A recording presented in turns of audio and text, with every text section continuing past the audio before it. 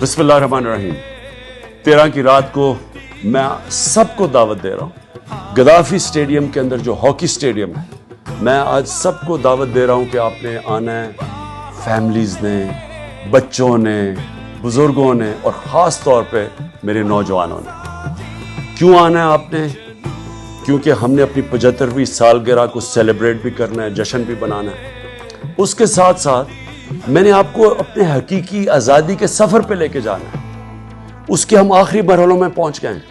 वो मुल्क जो ला इलाहा इल्लल्लाह के नारे पे बना था, हमने कैसे उसको वो मुल्क बनाना है जो सिवाय अल्लाह के किसी के सामने नहीं झुकता। एक खुददार कौम, जो इकबाल का शाहीन, वो शाहीन की परवाज़ ही ऊपर होती है जब वो आज़ाद होता है।